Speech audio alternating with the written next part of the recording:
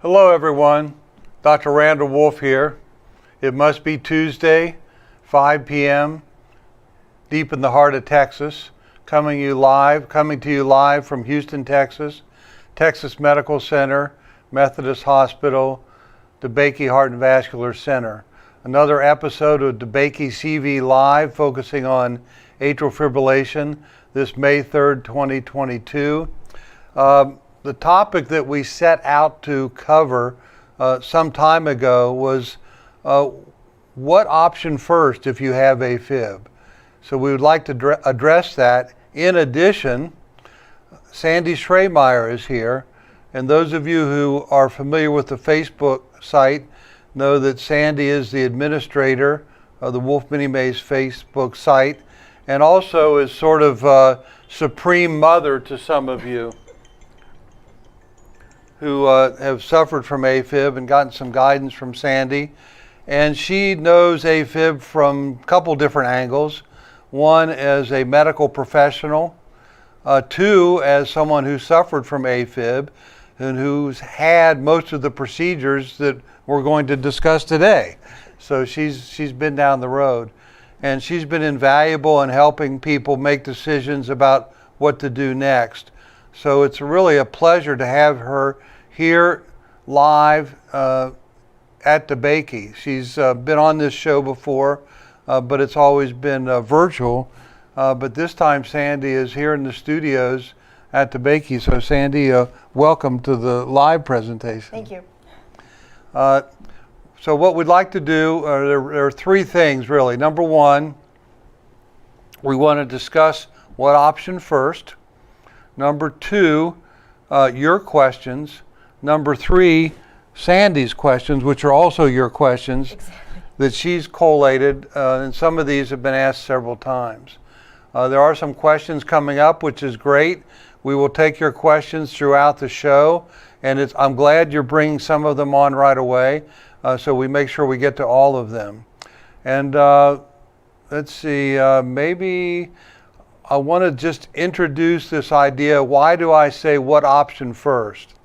Initially, 18 years ago, when I started doing bilateral pulmonary vein isolation, which later became to be known as the Wolf Mini Maze because it was named by a patient, most of the patients I saw had previous ablations.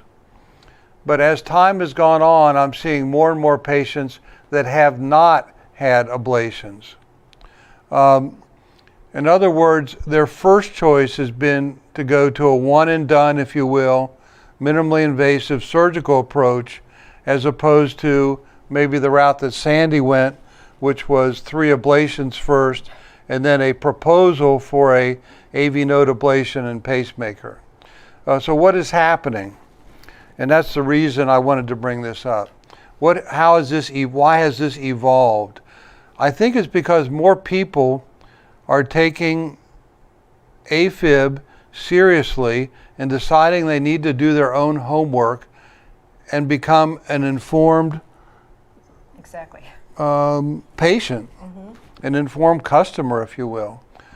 So what is happening is now patients are doing their homework and saying, well, maybe instead of going down failed ablation before I go to a one and done, just go to the one and done. And in fact, it's evolved so much that today, about half the patients that I see here at DeBakey Heart and Vascular Center at Methodist Hospital have not had a prior ablation.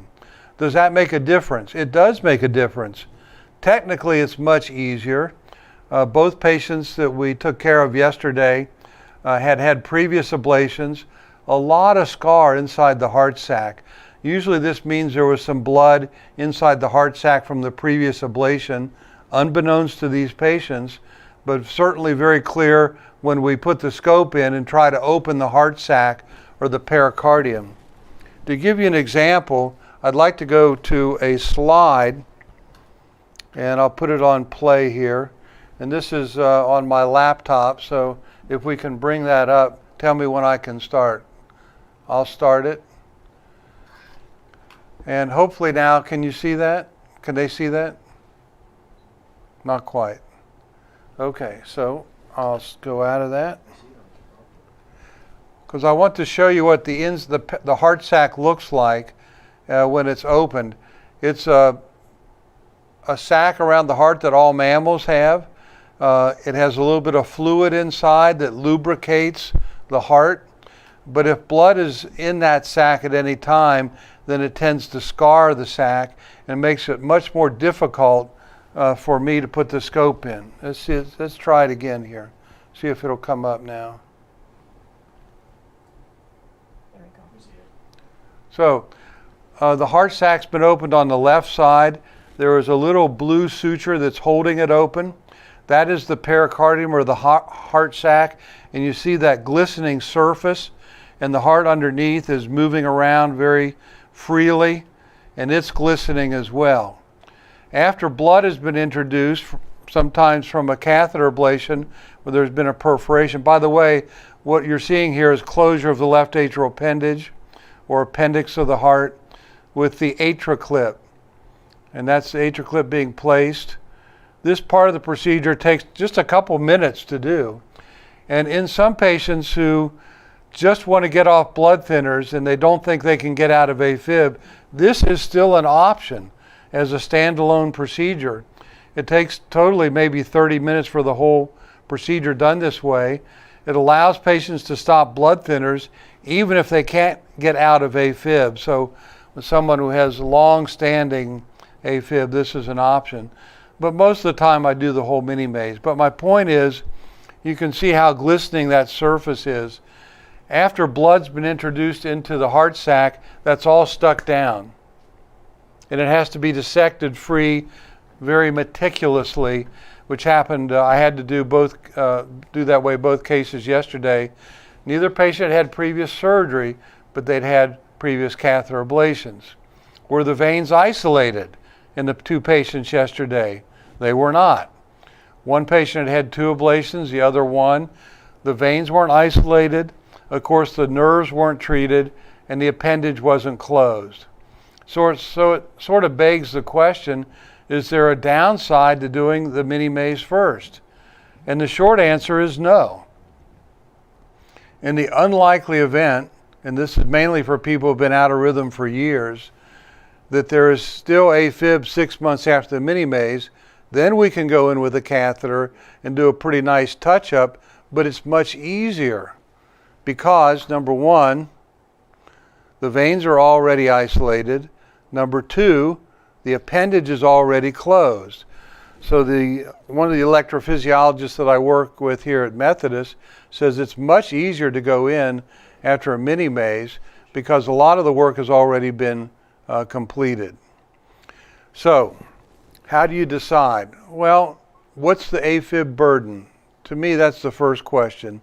And if you do not know the AFib burden, we put a link in pre-op and find out what the AFib burden is. Now, if you're at one end of the spectrum where you're out of rhythm all the time, well, then you don't need a link. You know you're out of rhythm. And in those cases, a catheter ablation is not very successful, and a mini maze is the appropriate way to go first. What if you don't know, maybe you're out of rhythm 5% of the time?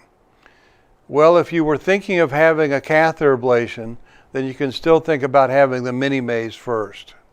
You wouldn't have to take blood thinners anymore, the appendage would be closed, and a much higher chance of being in rhythm a year later. So, if there's a question, you're not sure how much AFib you're having, it's not clear, then putting a link in is very helpful. And we do this on several patients, and we document objectively how much AFib they're having. And if it's significant, then we can follow with the mini maze procedure instead of an initial catheter ablation. So the rules are changing. Patients more and more are saying, I'd rather have a one and done and be off blood thinners. Also, I wanted to make something clear about when we talk about what option first.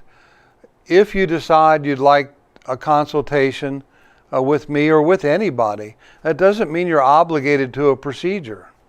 And sometimes we find out that the patient doesn't have AFib. It's something else. So a consultation, and Sandy and I were talking about this before, a consultation doesn't mean you're obligated to do anything. It's a consultation. It's a second opinion. It helps you come to a conclusion, and again, being a well-informed healthcare consumer. So what are your comments on that? We're just talking about what option first. I've noticed that many more people today now are going for the mini maze instead of waiting until, like, well, you didn't wait, you didn't know about it. Because more people now know about the mini maze. When I had mine, I mean, it was not discussed, and I found it on my own. And I think other people are doing that now. Being their own healthcare advocates is very important. Learn about both procedures. Learn about both of them, and then you can make an educated decision on how you want to proceed for yourself. Another thing that comes up sometimes, I sometimes see someone says, I have incessant AFib, and I'm just going to go for the mini maze. And I review the EKGs, and it's not AFib, it's a flutter. A flutter. Now, it's very important, and this gets a little tricky, but it's not that tricky. There are two types of a flutter. One that comes from the right side of the heart, and one that comes from the left side of the heart. The right side of the heart is the typical flutter that we've seen for years and years. The one that comes from the left side of the heart, the atypical left atrial flutter, is almost always after catheter ablation. It's not a flutter that we normally would see before the advent of catheter ablation. So if I see the patient has typical right atrial flutter, they probably never had an ablation, and a catheter ablation for a flutter is very effective, and that's the way that patient should go. So I will steer that patient to a catheter ablation. If the patient tells me they've had 2 or 3 ablations, like you did, and they're having a flutter, it's almost always left-sided atrial flutter, also known as atypical left atrial flutter, and that is well treated with a mini maze. So if it's flutter that follows catheter ablation, mini maze can help you. If it's flutter de novo and you've never had an ablation, it's probably right-sided, and a catheter ablation is the way to go. Right. And that comes up, doesn't it? It does. It does. And I had flutter after my ablations, and I had to be cardioverted after each one of my ablations, and it just came back with a vengeance. And I wish I had had the option to have had the mini maze first before I went through what I went through. And that leads to another common question, and that is, what are the chances that it'll take me a while to get into rhythm after the mini maze? Well, it depends on where you're coming from. If you've never had an ablation, this is your first go-round, you go with the mini maze first, the chances are you'll have a pretty smooth recovery and may not have a lot of fib or flutter afterwards. Not 100%, but those are the chances. If you've had 2 or 3 ablations and you still have fib and flutter, then that takes longer to recover from. And in you, it took a long time before you were really free of it. It did, almost a year. And I knew I was going to be plagued with flutter because of my 3 ablations, and I was. I did have a cardioversion at 4.5 weeks, and that helped for the persistent flutter that I was having. But I did have bouts in and out for almost a year, and thought I was going to need an A-flutter ablation, and it just stopped instantly, and I've never had it since. So. And that can happen. So it really depends. Everybody's different. It depends on where you're coming from, what your history is. Another situation is I see patients that have not been in rhythm for 5 years, documented. The left atrium is large. It's going to take longer in those situations to get back into a regular rhythm. And what I say to those patients is do the mini maze. If you're not, use an antiarrhythmic. If you're not in rhythm 4 weeks after the procedure, do a cardioversion. That usually takes care of it. But if you're still not, we still have a mechanism to treat you, and that is to do a catheter ablation at 6 months after the mini maze. Now, we don't do it in everybody. In fact, we don't do it very often. We do it in patients usually have been out of rhythm for a long time. The amazing thing is that almost all patients that have gone that whole route all the way to a follow-up ablation are in 100%, rhythm. yeah. They're in rhythm. So it really works. But I guess what I'm trying to say is there's a process, and where you fit into this process depends on your history. Right. It makes a big difference. Some questions have been waiting for a while, so I want to jump into a couple questions, and then we'll also take some questions that Sandy has down.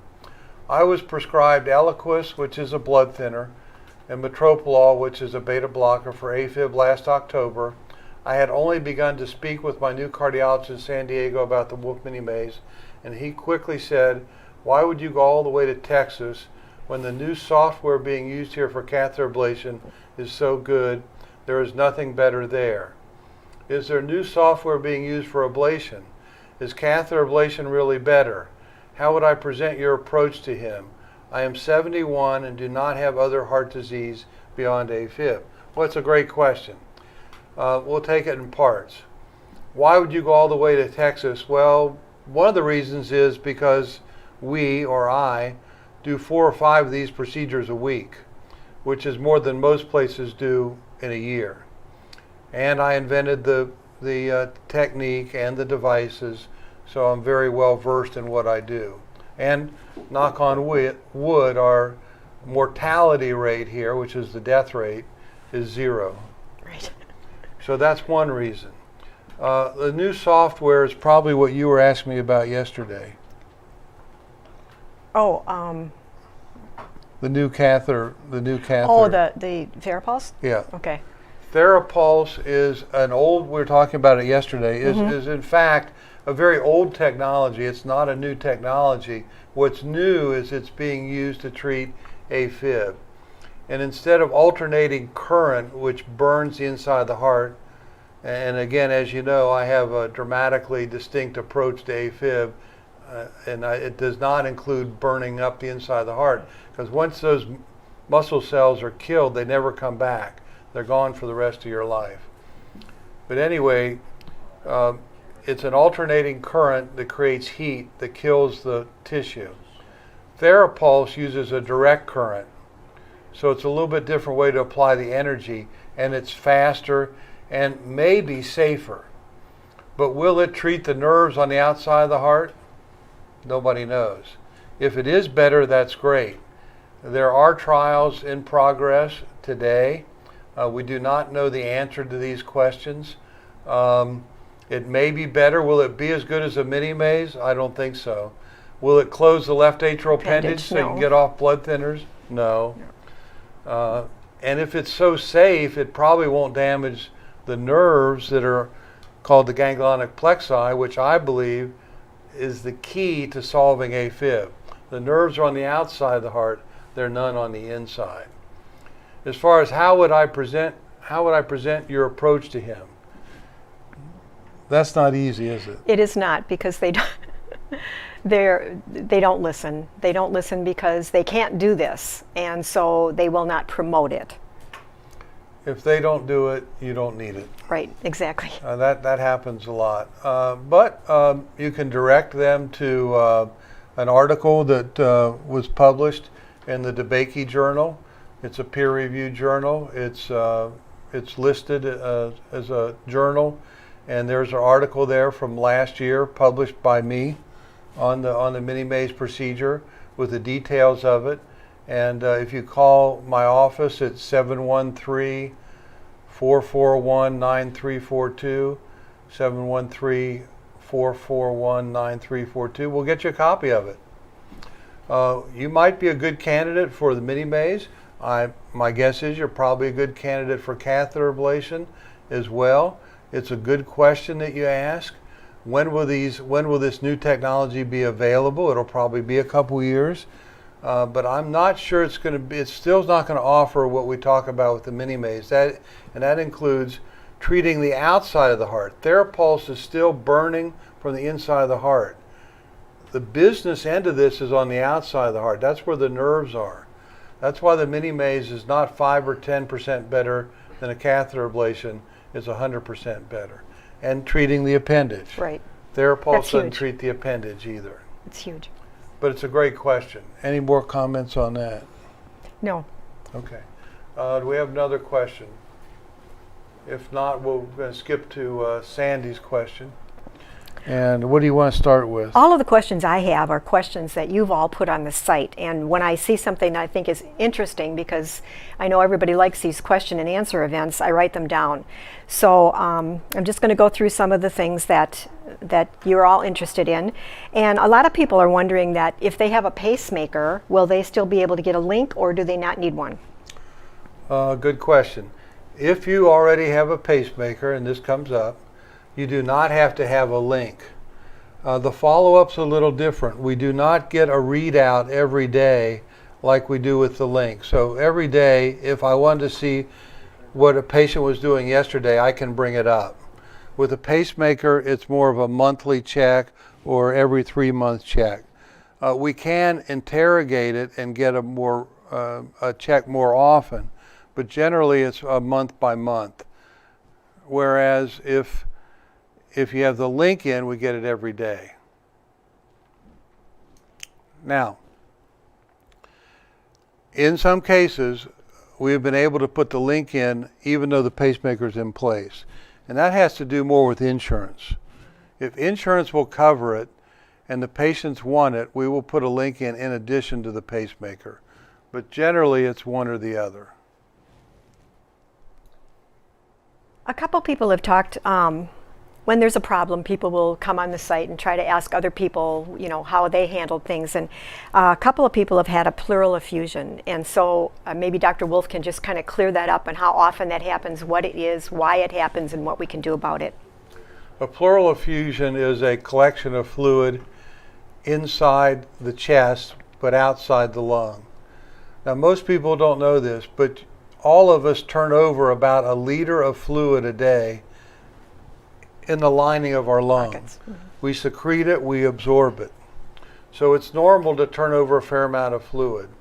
Sometimes after the procedure, that fluid is not being reabsorbed in a normal fashion, and then it will accumulate and push the lung over and cause shortness of breath or difficulty lying flat. There are certain circumstances that are more prone to have that post-operative problem. One is if the heart is stuck to the heart sac, like both patients yesterday.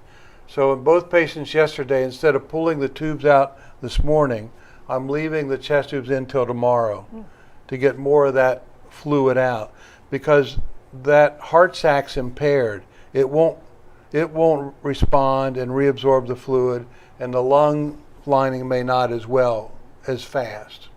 So if there's more dissection, it has to be done because of previous scar. It predisposes to a pleural effusion. The good news is, as far as I know, they've always cleared. They either clear with Lasix, or if it's a large pleural effusion, sticking an IV tube between the ribs right into the fluid and drawing it off is very effective. Sometimes it can happen if the patient's had a previous belly operation.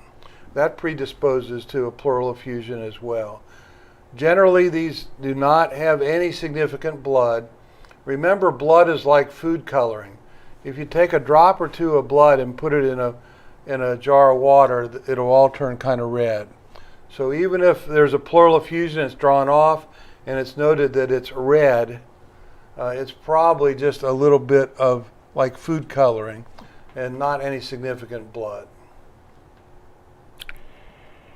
How can I be assured when the AtriClip is applied that there will be no little remnant left over where there can be a clot that can form? I was told that by my EP, and I just want to make sure that how it's handled, and I know that it's clamped completely. Well, putting the AtriClip on is operator dependent. It's the old saying is, guns don't kill people, people kill people with guns.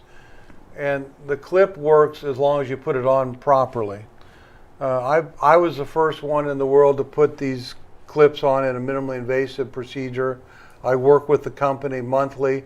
I meet with the engineers monthly. So I'm working on all these projects years before you see them clinically. The AtriClip project we started working on many years ago. So I'm very familiar with it. So I put these clips on and helped evolve these clips. So the key is having an operator that knows how to put the clip on. Correct. If the clip is put on in the proper place, it will work. So one is have a good operator who knows where to put the clip. And also we do transesophageal echo while we're putting the clip on during the procedure. The TEE, or transesophageal echo, is an echo probe that's inside the esophagus, placed through your mouth while the operation is being performed.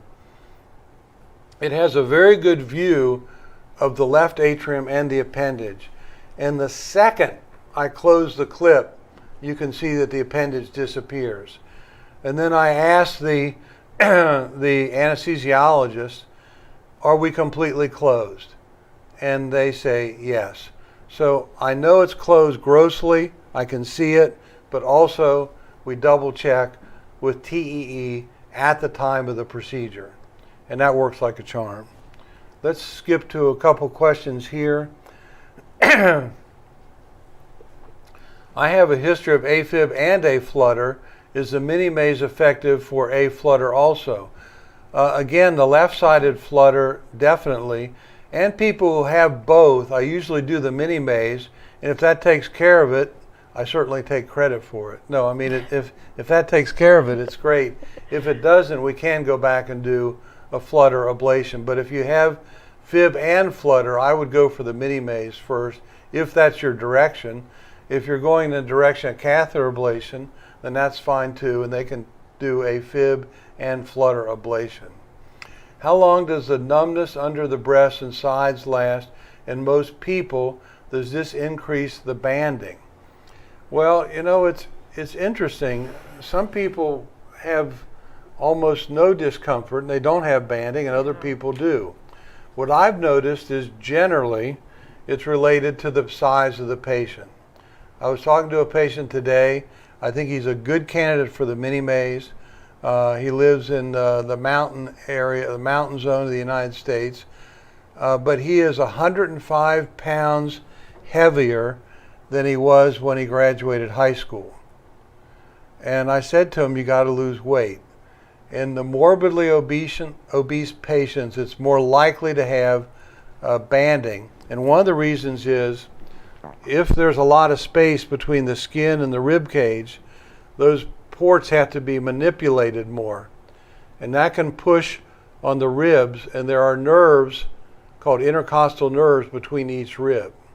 If the patient is thin, there's very little pressure on those nerves. So one thing is weight has to do with it. Once it occurs, those are the first nerves to go and the last to come back. So it can take up to 6 months for that to normalize. And it still may be a little bit numbness there. But the one thing that I've seen correlate with the best is how large the patient is. Sandy, personal experience.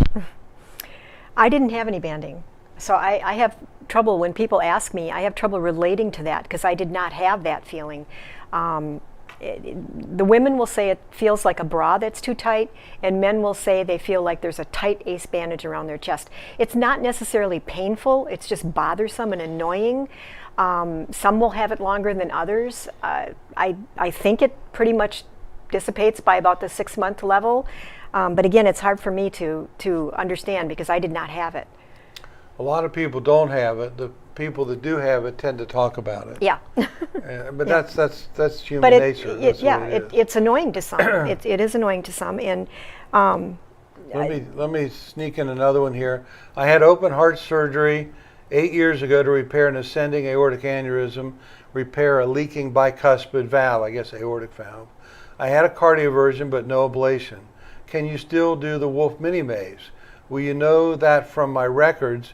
If you can't do the procedure, can you still close the left atrial appendage? I'm one of the few people in the world that has operated on patients with a mini maze procedure when they've had a previous open heart procedure. So we call this a redo a redo type procedure. My own experience is 30 to 40 cases. It is doable, and particularly if the previous work has been on the aorta, because the aorta is at the top of the heart, top of the chest cavity and the top of the heart, and generally out of the way of where we need to work.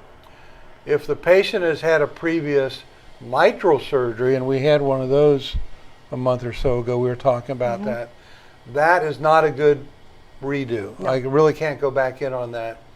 But if it's the aortic valve, generally I can. What I do is I ask to see the operative report from the initial procedure and see what that surgeon did at that time. Because sometimes I find that the appendage was closed at that procedure. Maybe yours wasn't, but we have to look at the operative report to see. So first I see, was it closed before or not? If it's definitely open, then yes, many times we can go back and we can do that. There will be some scar and adhesions, but usually we can do that type of procedure. Good question. Let's see. If you have questions, we got some spaces now. I'm going to go back to Sandy with a few, and you all can bring in some new questions if you like. Fire away. There was some talk a while ago. We actually have one of our members actually had a mini maze in California, and she had some severe phrenic nerve damage done. And fortunately, Dr. Wolf has never had a phrenic nerve issue, but she's curious to wonder. She's 4 months out. And she still can't, she's very short of breath, and she can't exert herself. She can only get the incentive spirometer up to 1700. And she just wonders if this can fully heal, and maybe you can explain a little bit about the phrenic nerve damage. Okay, let's go back to my slides if we can, Miss Producer. Go back to my slides if we can.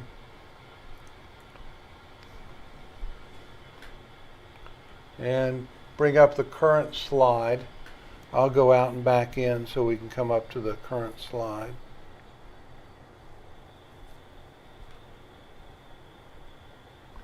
Now, can everybody see my slide? I don't know if my slide's showing up or not. Yes, we got a thumbs up from the producers. If you look at that slide, you'll see there's a suture on the cut edge of the pericardium. And just to the left of that, and it may not show up on here, but just to the left of that, there's a blue line. That is a vein. Can you see that? Mm-hmm. Right next to that vein, and it doesn't show up on this picture very well, is a little white line. That's the phrenic nerve. And you can see how we stay away from the phrenic nerve. If the phrenic nerve is damaged in any way, the breathing muscle will not work. So the breathing muscle gets its innervation from that nerve that runs along the heart sac or the pericardium. If the breathing muscle doesn't work, and it's usually on one side, that breathing muscle will be it's usually on the right side, the breathing muscle will be quite high. By the way, it can happen after catheter ablation as well. It's reported at a 4.5% incidence after cryoablation, the freezing catheter ablation. Now, there are two types of damage to the phrenic nerve. Temporary and permanent. That's it. There are only two types. If it is a temporary damage and the nerve reconstitutes itself or heals, usually that occurs in the first 12 months. And generally we say if it's been 12 months and the breathing muscle still doesn't work, then it's a permanent damage. If it's less than 12 months, you wait and see if it'll fix itself. Type of injury could be the cautery was too close and it heated it up and burned it. It could have been pinched with a tweezer grasper. It could have been cut. Those are permanent damages. It could have been stretched. That might be a temporary damage. So you want to wait a year first and see. What if you wait a year, it doesn't come back? What do you do then? Because you're still short of breath. Mm-hmm. There is a procedure, and I've done this on patients who've had mini mazes and other places, where we tighten up the breathing muscle, because the breathing muscle without innervation gets very weak and goes up into the chest. So what we can do is call it application, and we take that breathing muscle that's all stretched out and we fold it over and we tighten it up so it stays down at the bottom of the chest. So that's called application. And from time to time, that's what I do in patients who've had a injury to the phrenic nerve that's permanent. But first, you keep your fingers crossed, I think, and wait till a year's out and see if it comes back. I want to take a couple more questions from the audience. Does the clip ever stop holding? Well, I guess everything eventually stops, but it's going to be several thousand years, because in fact, when the clip is made, I know how it's made to cross over like this. And then when we put it on, it goes like this. But its natural resting position is like that. So it always is tighter at the tip than it is in the back. It doesn't slip, it doesn't move. There have been almost 400,000, that's right, 400,000 of these clips placed. None of them slip, no damages. It's mainly used for open heart surgery. I use it for minimally invasive, but the numbers are huge, and it's an incredibly safe device, unbelievably safe. What are the potential consequences? And I think that gets confused because people think about the Watchman. The Watchman device is more like a cork inside the appendage. In that case, it does leak. Right. There are incidents of leakage. That's not the same with a AtriClip. It doesn't leak. What are the potential consequences of not closing the LAA the same time AFib is eliminated by the mini maze? They are significant for several reasons. One, if the left atrial appendage is not closed, it is still a source of stroke. And stroke is probably one of the most dangerous complications of AFib. So you want to close the left atrial appendage. Number two, there are severe consequences of being on blood thinners, mainly hemorrhage, GI bleeding, hemorrhage in the brain. I saw one patient several years ago. He decided just to go with medicine. He came back a couple years ago and said, I want a mini maze. And I said, why? He took off his baseball hat. He'd had a craniotomy. He fell off a ladder. He was on Eliquis. He bled. He had emergency neurosurgery. And he said, I'm done with blood thinners.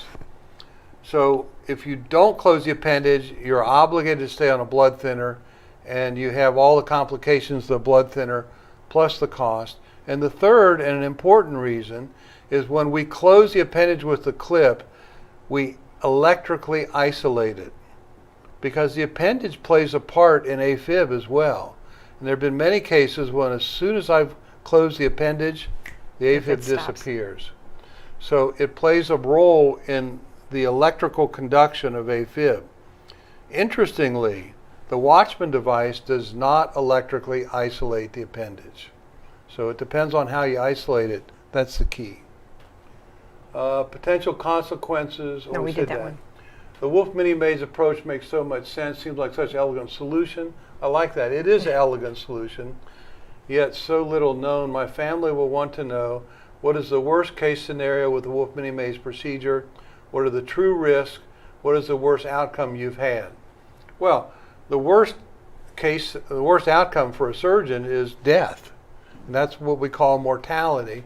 And knock on wood, as I said, I've not had any, had zero mortality here. We talked about pleural effusions. Right. We talked about patients who have to have a follow-up ablation to get back in rhythm if they've been out of rhythm for many years. We've talked about some pain or discomfort.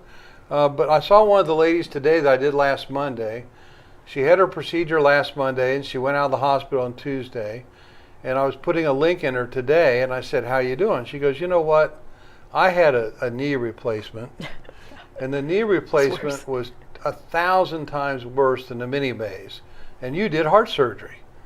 So generally speaking, it's a lot less discomfort than many procedures. It's not pain-free. Remember, people, this is heart surgery. If you had a knee replacement, you wouldn't be up jogging around the next day. So there is some recovery. Some people recover incredibly fast, and some people don't. Sometimes it's related to previous procedures, previous ablations, being overweight, not having taken a deep breath in the last 10 years, not exercising any. All these things, being very deconditioned, all these things come into play during recovery. It's not one size fits all as far as recovery. Sandy didn't really have much pain. I didn't. I took ibuprofen. Some people do. I took ibuprofen, and it was fine for me. I was sleepy for the first day, and fatigue was probably my worst enemy for a couple of weeks afterwards, but that's typical with any kind of surgery. I don't nap during the day. I did nap for 2 days, and then all of a sudden my body just said, hey, you don't need to nap anymore. And I didn't have a lot of pain. I was sore. I mean, there's no doubt about it. I was sore, but I didn't feel like I needed to ask for a narcotic. With 2 ablations for VTAC, that's an arrhythmia of the lower chambers of the heart. We're talking about the upper chambers, the atria for AFib. Would 2 ablations for VTAC affect my eligibility for the Wolf mini maze? I don't know the particularity of all the ablated areas, but I understand that if I ever needed a third, the electrics would be burned away and a pacemaker would be inserted. I'm now in constant AFib and considering your procedure. Thank you. The answer is yes. You're certainly a potential candidate for the mini maze. A VTAC ablation is not a contraindication for a mini maze procedure. This one's for you, read it, Sandy. It's for you. I'm not on Facebook. Does Sandy have an email address that she feels comfortable enough to give to the listeners? Of course. Do you? Of course. Do you? Sure. It's SSCHRAMEYER@gmail.com. I'll say that again. SSCHRAMEYER@gmail.com. Great. I have to leave. I got a hard stop for myself. I have to go to another meeting, and we have 2 opportunities. One is to stop it, or the second is to let Sandy take a couple more questions in my absence, which I think would be the better option. That's okay with me, and it's okay with the producers here. They'll help her. So she started out from never being on the set to taking over by herself in one session. And I'll answer one question I see up here, and then Sandy's got more stuff to talk about it. Do patients need to be on Ticocin after the mini maze? Generally, no. I don't like Ticocin too well. And by the way, all these antiarrhythmics are extremely strong. Mm-hmm. And you got to be careful with them. But generally, if I use anything, I generally like amiodarone. If someone's already on Ticocin, we may not stop the Ticocin, but it's not something that we use generally after the mini maze. Right. I want to thank you all for all these great questions.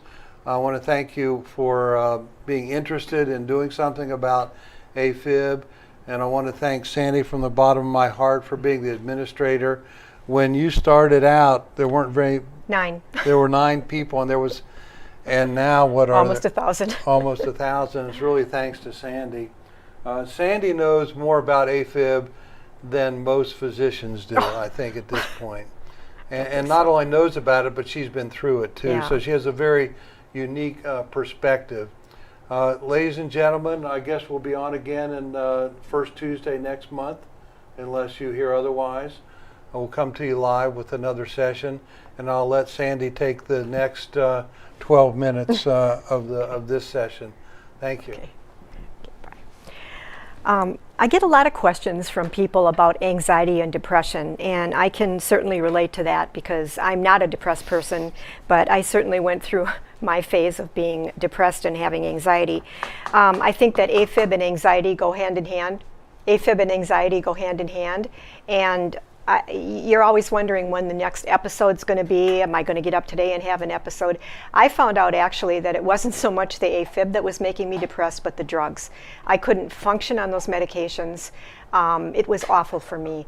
And then when I went after my third ablation, and the doctor said, well, there's nothing else we can do for you but an AV node ablation and a pacemaker. And I knew enough then at that point to say that's not going to happen. That was when I did my own research and I found Dr. Wolf. And that's why I advocate and do what I do now, because I know that you do not have to live this way. So if anybody else has any questions, one thing somebody did ask me, they said that I've had 2 episodes in 15 months, and I do not want to be on these drugs, and I do not want to take a blood thinner. I just want to have an ablation, or I just want to have a mini maze. What do you think? Well, with 2 episodes in 15 months, I think it's great probably to talk with your EP, or even to, have an interview with Dr. Wolf. Maybe have a link implanted so you can actually see what's happening with your heart after 6 months. And maybe you don't even have AFib. Maybe you have Flutter or something else. Maybe you don't need either procedure, but that might be an option for you. Somebody said to me that their EP told them, well, why would you do a mini maze? That's really, really invasive. Why would you do that when I can just do an AV node ablation and a pacemaker and you'll feel better and you'll get off all drugs? That's not true, because with a pacemaker, you would feel better because your heart's beating at a regular level, whatever they set it at, 70 or so. So your symptoms might be relieved, but you're still having AFib and you still need a blood thinner. So I don't think that's making things any better, but that's my opinion. Were there any other questions? Why do so few doctors do the mini maze? It's because this procedure has to be done by a cardiac surgeon. EPs cannot do this procedure, so they won't recommend it. And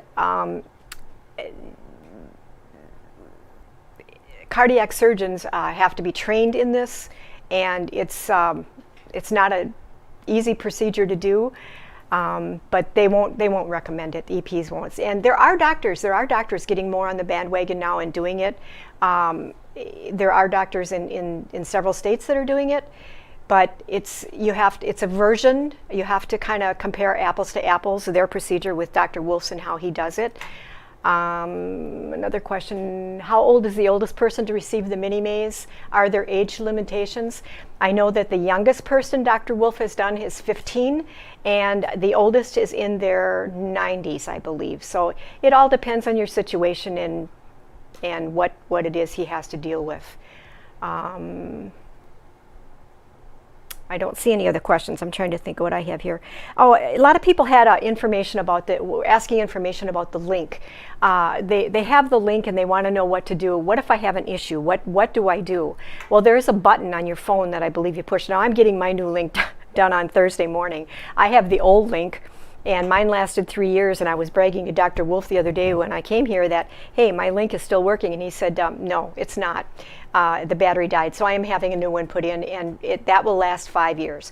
But I'm not sure how the new link works, but I know that if you feel something, you push a button on your phone, it time stamps the EKG, and then you can call Kimberly the next day and say, hey, I felt something last night at 8 o'clock, I time stamped it on the link.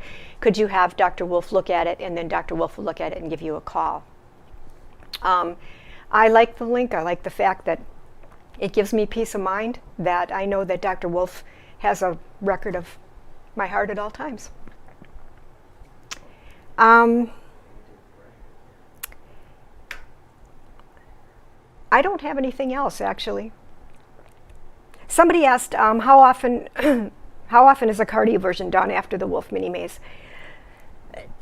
Dr. Wolf will do a cardioversion at about 4.5 weeks if needed. Generally, he waits for the scar to heal a little bit. That when they do a cardioversion, reboot you back to normal sinus rhythm, the scar will hold. I don't have anything else. Maybe we can close this out. First Tuesday of next month, and then I do believe they take off 1 month during the summer. Correct? So, all right. It was fun being here. Bye, everybody.